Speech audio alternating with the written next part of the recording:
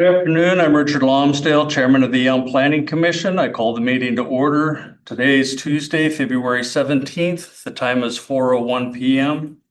Staff, please take roll call. Commissioner Richard Lonsdale. Here. Commissioner Robert Bailey is excused. Commissioner John Graver. Here. Commissioner Dana Allen. Here. Commissioner Ann Warman. Here. Commissioner Ashley Brooks. Here. And Commissioner Christopher Lay. You're gonna unmute yourself online.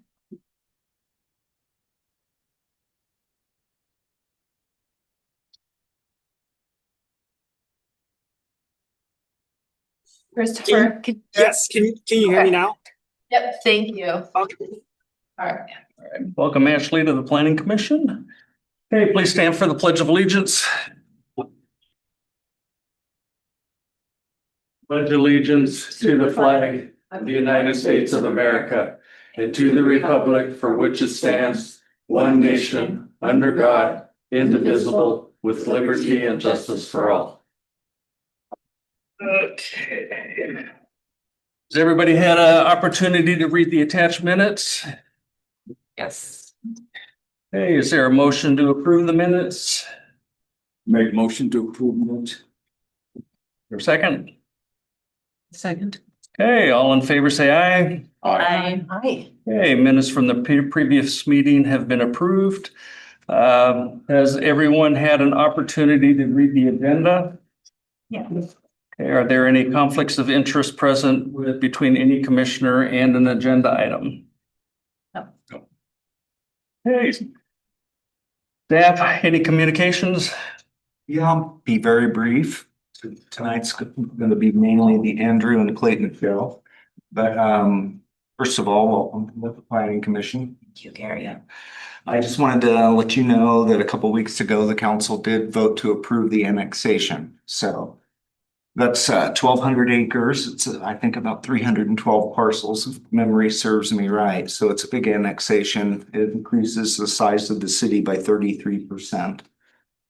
From 5,000 to over 7,000 acres. We're already seeing interest in on several lots for subdivisions. So I expect in the next year we'll have quite a bit of activity for land subdivision. The ordinance goes into effect on March 27th. So we made it effective 60 days from the date of adoption. That gives us time to run it through the Boundary Review Board, which we're required to do. And they have a 45-day review period, and they basically review it to make sure that we didn't create islands or anything that would be like an illogical bound. So March 27 is the big day. It's been a really long process. Clayton will attest to that. There's a lot of paperwork documentation that's involved, and we did basically 9 different zones in the city, which required 9 separate applications to the Boundary Review Board, which are each lengthy. So yeah, it's a lot of work. That's all I have. All right. Is there anyone in the audience that would like to address the commission? None. Staff, is there any unfinished business from the last meeting? None. Staff, is there any new business? Yeah, we have 2 presentations. I will present on accessory dwelling units, and then Clayton will present on unit lot subdivisions. What was that here?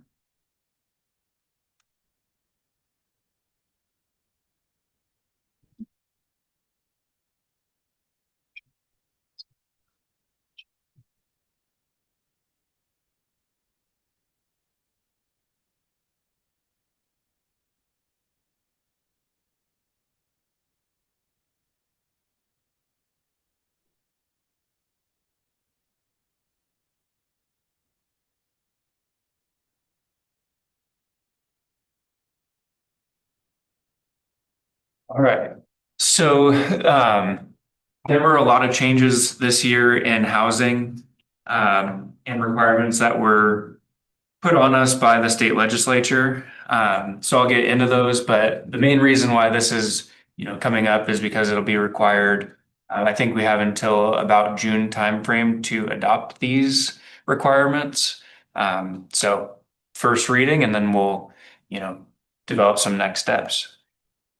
So what is an accessory dwelling unit? It's a small self-contained residential unit located on the same lot as an existing single-family home. It has all the basic facilities needed for day-to-day living that are independent from the main home, including a kitchen, sleeping area, and a bathroom. They're smaller in size and prominence than the main residence on lot. And they may be created as a separate unit or within an existing home, such as an attic or a basement. In addition to the home, such as a separate apartment unit with a separate entrance, or in a separate structure on the lot, such as a converted garage. Under the state requirements, there's 2 pages here for state requirements.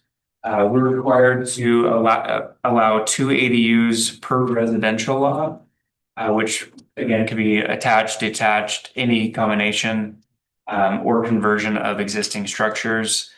The setback requirements and other design review cannot be more restricted or restrictive than the principal unit. We may not require ADUs to be smaller than 1,000 gross square feet in size. And we may not require street improvements as a condition of permitting an accessory dwelling unit. We may not require owner occupancy for principal unit and or an ADU, with the exception of using the property, either the primary residence or the ADU as a short-term rental. And we must allow ADUs to be built on a property line if that property line abuts a public alley. The only exception is if it's being snowplowed frequently, which we do not qualify for. We may not, there's a lot of may nots. We may not prohibit the sale or other conveyance of a condo unit independently of a principal unit solely on the grounds that the condominium unit was originally built as an ADU. We may not impose aesthetic standards or requirements for design review that are more restrictive than ADUs or for ADUs than principal units. We may not require more than 1 off-street parking space for lots smaller than 6,000 square feet and no more than 2 for lots greater than 6,000 square feet. And on-site parking standards must be waived for ADUs located within a half mile of a major transit stop. We are required to limit impact fees for ADUs to no more than 50% of those assessed to the principal unit. And I do want to make a small note that impact fees are separate from system development charges. An impact fee would be like a traffic impact fee, and a system development charge would be connecting to water or sewer. And new HOAs new HOAs are prohibited from adopting covenants, conditions, or restrictions that would limit the construction of ADUs on any lot. However, existing homeowners associations with their CC&Rs, they can still restrict ADUs. Some of the optional things that we may or may not allow, and these are just proposals. Allow a single ADU on parcels within non-residential zoning districts, provided the parcel contains an existing residential use, but only through conversion of existing buildings.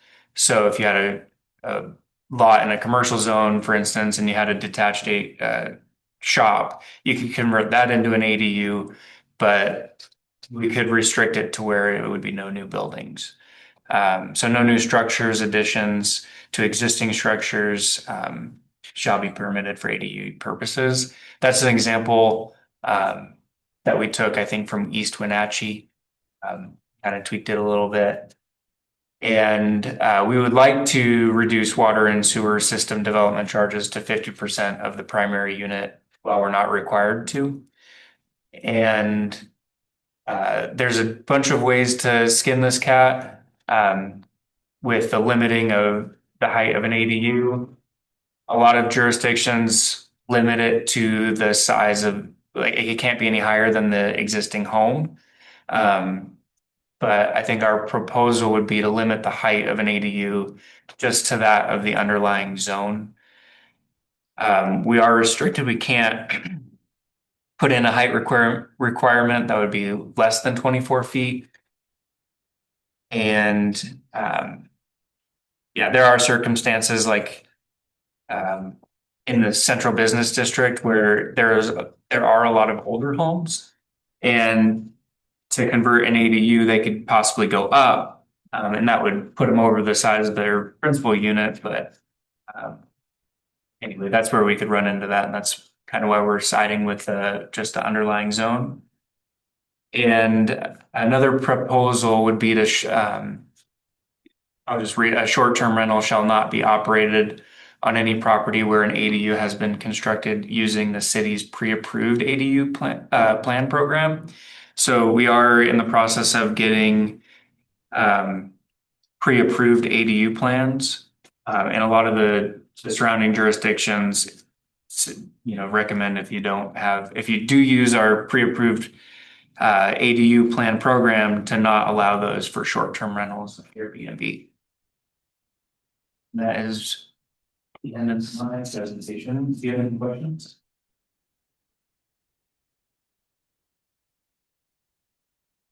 I have a question on the short-term rental concerns. Why is that? If people are not necessarily moving into the area, if something occurs where there's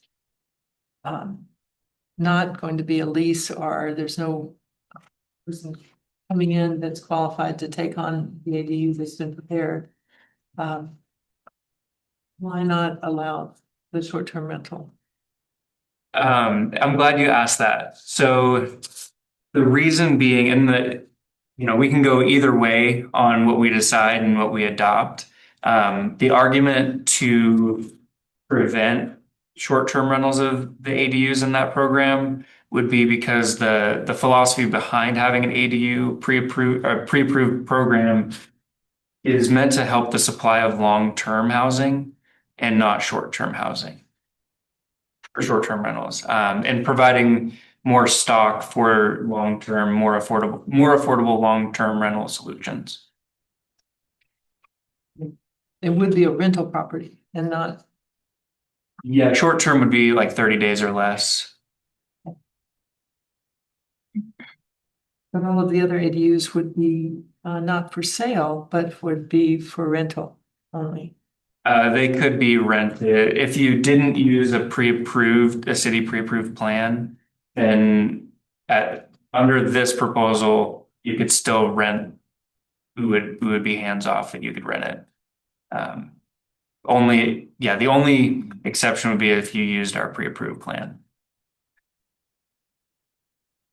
This seems like that would be an enforcement issue, because unless it's like on the record, like, oh, this particular ADU used the pre-approved plans, like, is that always going to be on the record?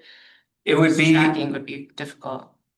Yeah, I'm not sure how enforcement would work on that yet, or if it would be something that we could enforce very closely. However, having the code it gives us the backing to say it's not allowed. True. And a lot of times the builder will let us in on like what they want to do with the property, and to be able to let them know in advance of them building the ADU, that wouldn't be an allowed use. But enforcement's always going to be a tricky one. And then on the parking, so the may not require more than one off-street parking spaces for lots smaller than 6,000 square feet. Is that just for the ADU? That's not for single family home. As well. Or is it? That's a good question, and I figured I might get a question or so that Okay. I know exactly.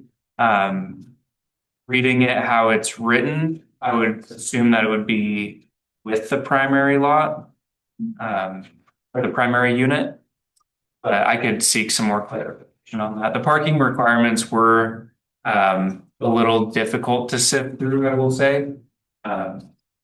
So that's one area where we would like to nail that down a little bit more.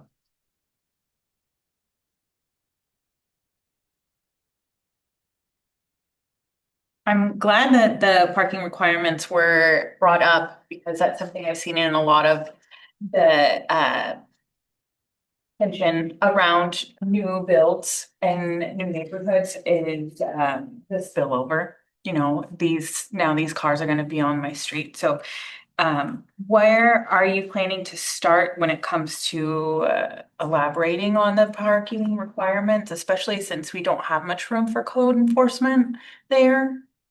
Or what questions, what answers can we give you to help you develop that? I would reach out after this, I'll reach out to MRSC, Okay. and they have a pretty comprehensive checklist for cities to, make sure that when we adopt our code, that it's up to state compliance. Great. Another question I had, because I've been thinking about ADUs for a long time now, I see ADUs as being a great way for our current homeowners to have a secondary income when it comes to rentals or have multi-generational homes where those original homes are not overburdened with activity. So I was looking at, I'm really glad you guys are talking about having pre-approved plans to streamline things and maybe making things a little quicker and that you're already thinking about fees. But where I'm curious is, would you be interested in developing like a how to build an ADU in Yelm where it's a simple, this is what we expect, this is what you may not do. And that way we could boost these in creation, maybe in partnership with lenders and builders? Question mark? I'm not sure yet. Okay. Yeah, I think having the pre-approved ADU plans where and Port Angeles is a really good example of how they've implemented it. They are building ADUs pretty rapidly, and builders are able to come in and essentially take free plans and apply them to their property. So I think the outreach on the pre-approved plan program will be really important. Maybe it develops into something more, but I think that'll be a huge first step, and getting that communication out there so people know about it will be very important. Absolutely. When this was adopted by the city after the state mandate and even at the county level to have accessory dwelling units, I was thinking how can we like supercharge this to make sure that everyone knows that there's a possibility? Because I mean, just thinking about myself, it would be so helpful to have that. Okay, thanks for answering that question. Do you think when you do the outreach that you'll have does the outreach look like a workshop, or is it mostly just MRSC and working with the neighboring cities? What does outreach look like? I don't have an outreach plan yet. Okay. Kind of adding on to that a little bit, you're talking about the pre-approved plans. Is there anything on the city website that actually has an example of a pre-approved plan? Because since you're referring to that, is there something readily available that can be looked at? Not yet. So the plans are not, we don't have the plans yet. We partnered, I think it was with Lacey and Olympia. Can I somewhere? Yeah, what you're saying. So we partnered with Lacey, Olympia, Tumwater to have an architectural firm draw 5 different kinds of plans. We don't really intend to have a full-blown outreach on this. We might put it in the paper, definitely we're gonna put it on the website. The cost savings are that you don't have to have an architect draw up your plan, and it really kind of eliminates a lot of the building plan review. So, we'll try to advertise its availability.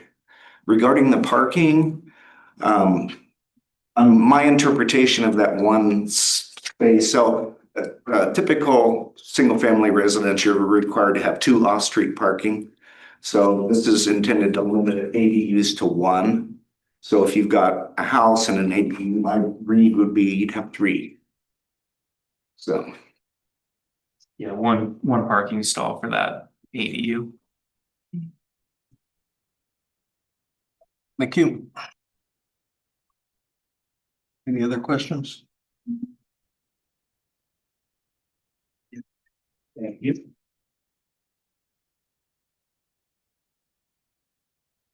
I guess you're up now.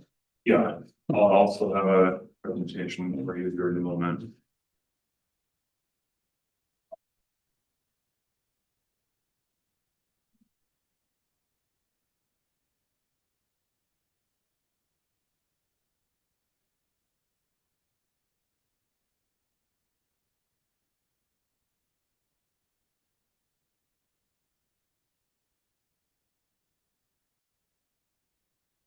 Okay, so, kind of, these wrapping off Drew's presentation,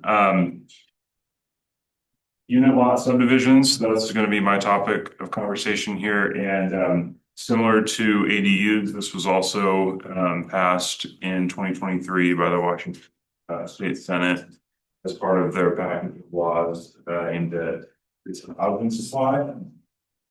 So there's a little example of unit lot subdivision there on the screen.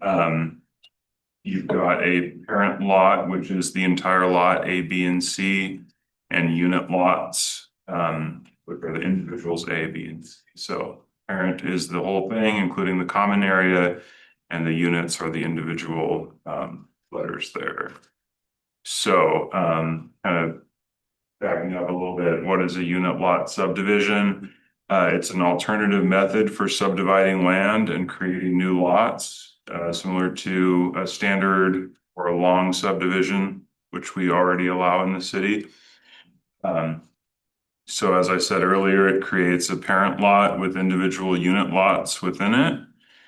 And where a unit lot subdivision differs from a standard subdivision is that in a unit lot subdivision, only the parent lot, which is the entire larger lot, needs to conform to the zoning dimensional standards, so things like setbacks, while the unit lots are not required to adhere to those dimensional standards.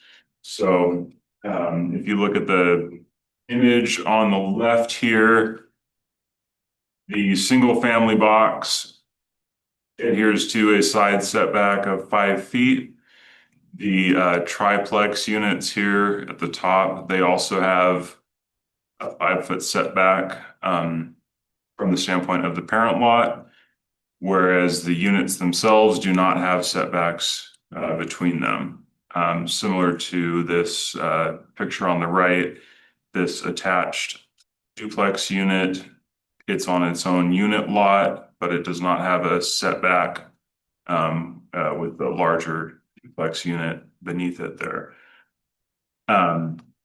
So unit lot subdivisions, these can be utilized for attached or detached housing types. So it would be a method for kind of slicing off the land around an ADU and then selling off that land. Units in a unit lot subdivision may not be stacked one over the other because a unit lot subdivision divides the land underneath the housing unit. So this would be different from like a condominium development where in a condominium, it's multi-story. You can own just your condo, not the land underneath it. So unit lot subdivision, that's kind of a important distinction, maybe the only major distinction between a condominium style of land division and a unit lot subdivision. And then any land from the parent lot that is not subdivided into the individual unit lots is owned in common either by the unit lot owners collectively or by a homeowners association that is created at the time of unit lot subdivision. Can I just make a point? Yeah. I just wanted to bring up that you had mentioned that someone who owns a condo doesn't know the land underneath it, and that's incorrect. The correct is that they own an undivided interest in all the land. Thank you for that correction. I will expand a little bit on the state requirements. The intent of the law was to increase the supply and affordability of both condominium units and townhouses as an option for homeownership. It does this by allowing smaller units on smaller lots, which in theory allows for more affordable housing options to hit the market. The unit lot subdivision process is required by the state to be included in the municipal short plat regulations. In Yelm, a short plat is a subdivision of between 2 to 9 lots. So that means that in Yelm, a unit lot subdivision would have at most 9 lots. Cities may include unit lot subdivision regulations within their standard plat code. However, that's entirely optional. So if the city of Yelm wanted to, you could allow a unit lot subdivision of 10 or more lots, but it's not required. A unit lot subdivision plat must be recorded at the county, similar to a standard subdivision, but there are some required statements that must appear on that unit lot subdivision plat. I've got these statements down here below. They include the layout of the unit lot subdivision housing development was approved based on review of the ULS development as a whole on the parent lot. The plat must also reference the specific permit file number for the approved ULS. There must also be a statement that says future modifications to structures will not create or increase nonconformity on the parent lot. And finally, a statement that additional development of the individual unit lots may be limited due to the application of development standards. Additional state requirements. The unit lot subdivision process may not require a public pre-decision meeting or a public hearing. So the design review must be entirely administrative or city staff level. Unit lot subdivisions must also adhere to standard short plat public noticing requirements. So that includes notice of application to nearby property owners, posting a notice on the property, and a mandatory 15-day public comment period. Design and development standards must be clear and objective. That's to prevent cities from using, let's say, aesthetic requirements, things that are hard to define, things that are hard to enforce and review during a permit application. And finally, unit lot subdivisions, the process is subject to the standard maximum time limitations for a permit review. And I will conclude with just a couple of recommendations for our new unit lot subdivision code. These come from State Department of Commerce, and I think they're pretty good kind of way to cover ourselves, specifically the second here. The first one, developing written agreements on the ownership and management of common areas and requiring those to be recorded at the county. I think that's a good requirement to include, although it's not required by the state. And finally, some flexibility for how the subdivision will meet off-street parking requirements. Some options to provide flexibility are allowing parking in the common area, allowing parking on a different unit lot within the same parent lot. And these sorts of alternate parking arrangements can be formalized with an easement. That concludes my brief presentation here. I will open it up for questions. Any questions? I have a question. So the process cannot have a public pre-decision meeting or hearing, but there's still public noticing. So 15-day public comment period, but there's no public hearing. Is that right? Yes, and that is how it works for a short subdivision right now Okay. in the city.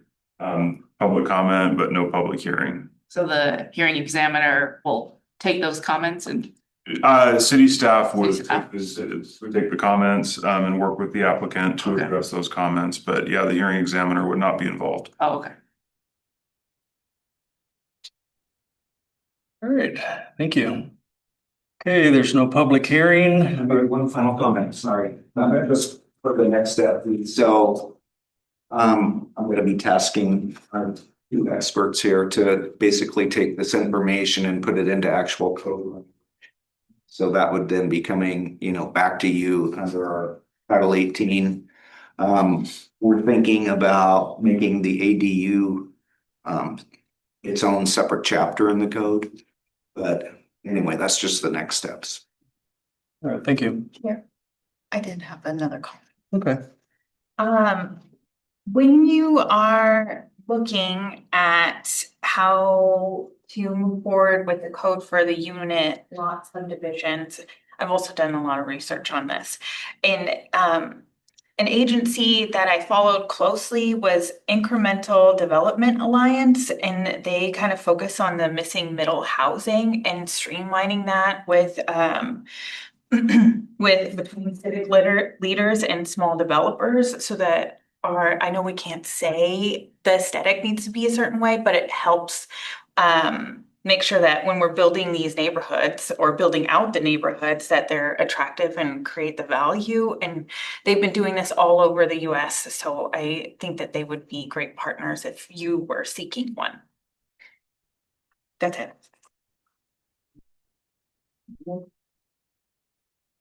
Okay, are there any subcommittee reports? The Parks Board did not meet in January.